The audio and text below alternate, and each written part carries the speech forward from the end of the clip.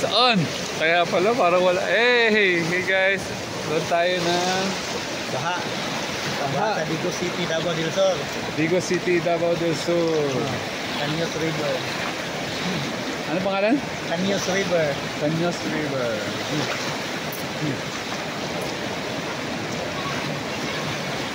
Parang baha ng chocolate.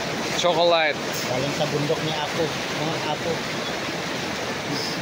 Amazing, no? Ito ang floodway. Anong tawag dito? Ha? Anong ginawa to? Ang tawag dito, talagang ilog. Tapos nilagyan lang ng Maliit lang ilog. Siguro galing dyan sa ilog, nakaangat na ang tubig mga 20 feet. Galing doon sa basin, sa ilog. Yung original. Sa estado ngayon, parang nakaangat na mga 20 feet na. Yung angat niya, galing doon sa original. 20 feet, nakaangat na siya. Malalim yung lalim niya, yung malaking troso. Ganon, galing bundok. Malaking troso. Galing bundok. Kailangan magpaagos ka ng kahit anong pin. Ha? Ano kaya maganda ipaagos dito? Magpaagos ka ng... Ayun, no, laki, ano yun? Troso? Pwede ka dito mag-ano? Banana boat. Kasi, lakas ng karit ko, kasama yung buhangin at saka putik. Hindi mo siya ma-resist. Ano kayang sports pwedeng gawin dito? Gusto to, surfer. Di kaya bro. Mamatay nyo na bro. Kasi matamaan sila ng ano yan. Mga yan bro. Napatawag sa Tagalog yan. Yung mga... Napatawag sa Bisaya namin. Gapnod kasi tawag namin kami yan. Gapnod. Parang umihina na. Hindi pa. Mataas na. Tinitingnan ko yung ano ko. Drainage ko. Yung tubo ko. Kanina, hindi pa yan natatabunan. Ngayon, natatabunan na. Grabe experience to, mga friends. At saka ano ka, personal na baha. Personal na May ganito ba? May ganito ba sa amin? Wala kata kami ganito ah. Anong tawag dito ulit? Ha? Anong tawag dito? Baka? Anong tawag sa river na to? River, Caños River. Caños River. Ano ba din na? Caños River. Digos River ito, Digos River.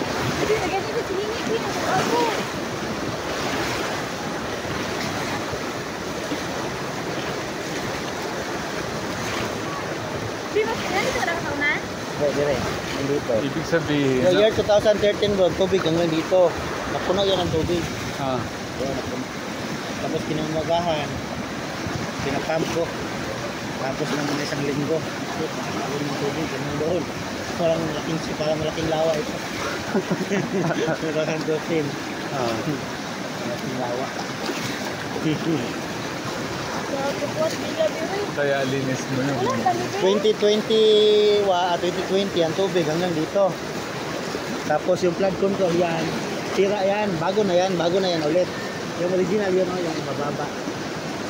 Yun dati hanggang doon nasira. Kaya nga bago na naman flood control yan, bago flood control.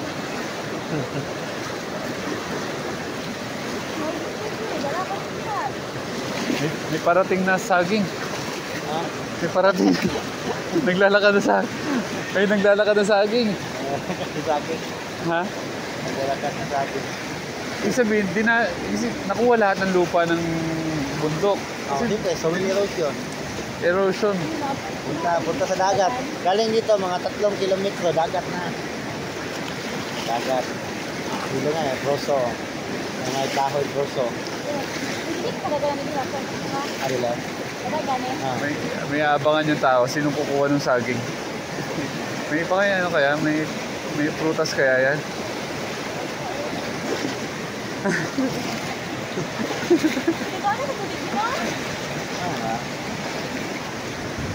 Hindi kasi ito simpleng ulan. Anong tawag nito dito para Mabiglang yung tubig sa ibabaw buo para kalaking bahay. Ganun.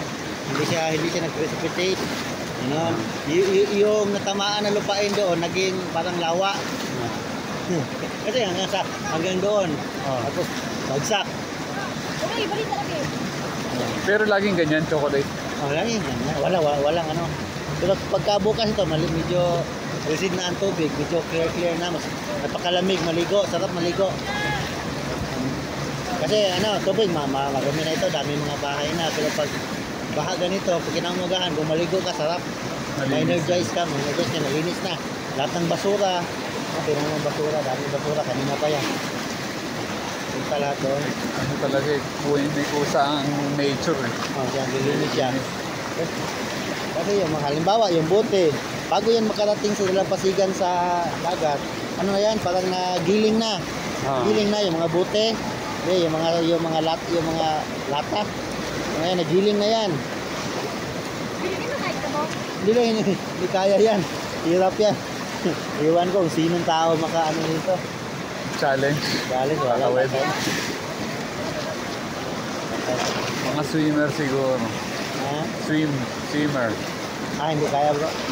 Basta maghalo na yung putik at saka yung buhangin. Napakalakas ng presyo ng tubig. Okay lang pag ganito talaga ang normal niya. Yung malinis. Okay lang. Pwede mo na tawid yan. Pero pag ganito, napakalakas. Taksi ako dito kasi pag taga dito lang yung tubig. Tapos, tatawid ka. Kapin mo talaga yung mga buhangin at silip ka talaga. Ilang times na ako ay tag-cross. Diyan ang bahay namin bro. Yung nakita mo yung may talisay doon. Diyan bahay namin. Enjoy naman mga tao manood. Dati kasi, dyan sila. Kasi marami kasi turtle snake na yung pagong. Diyan, i-adobo nila ba? Yan. Ayan, inaabangan nila. Gagapang.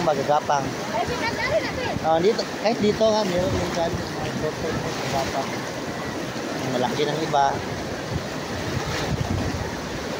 Tingnan nila.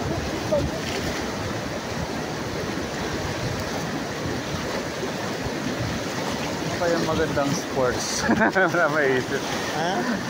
Sir, bangka, hindi kaya. Hindi kaya.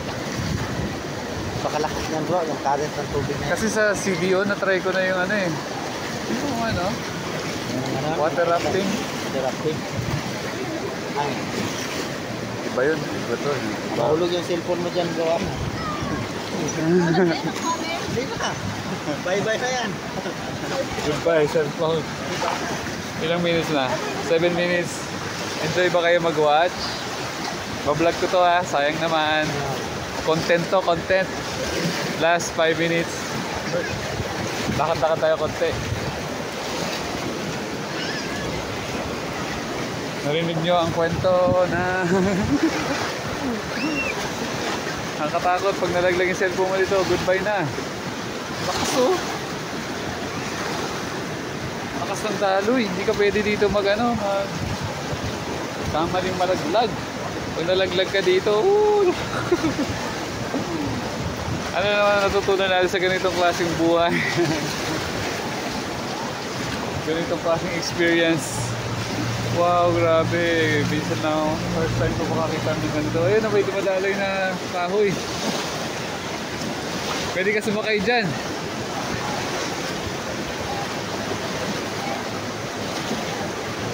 What an experience! Paano ka makakakita ng ganito pag hindi ka madaling mamasyal? Okay, watch lang tayo mga friends. I love you all. Meron pa tayong 3 minutes. Ano kaya to? Ang lakas ng daloy ito, no? Shucks. Grabe, parang soil erosion. Lahat ng lupa ng bundok dumaloy na dito. Amazing. It's like a chocolate river. Ganun siya kaganda. What an experience. Na-timingan po natin kasi meron po malakas na ulan daw doon sa bundok. Tapos biglang dumaloy naman lahat dito. Enjoy na.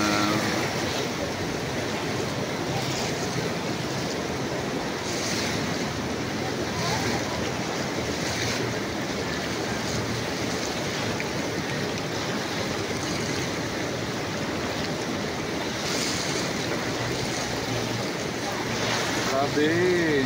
First time nyo makanood ng ganito? Ha? Post natin to. Post natin to sa YouTube tsaka Facebook para medyo dumami ang viewers natin.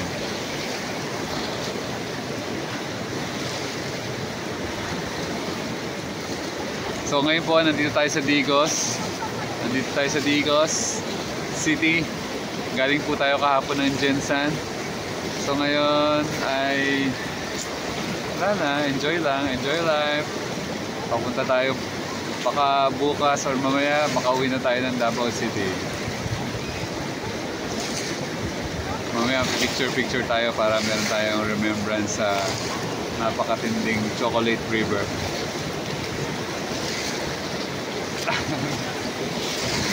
May tumatakbo, kala ko magdadive eh. Ay, ganda-ganda dito. Tatapusin ko na lang, 2 minutes na lang. Tayo nanonood dun sa kabilang side oh.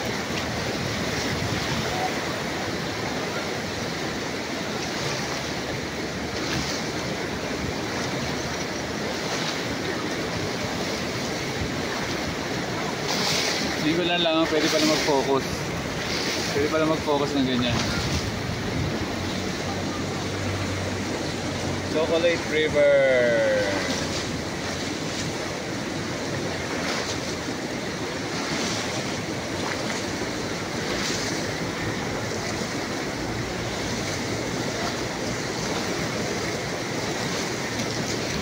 So kung gusto nyo maka-experience dito, pwede kayo pumunta dito sa Digos. Sabihan nyo lang po ako, comment lang kayo sa akin kung kailan nyo gusto pupunta. Dito naman meron tayong dito, yung resort. Pwede kayo maligo dyan.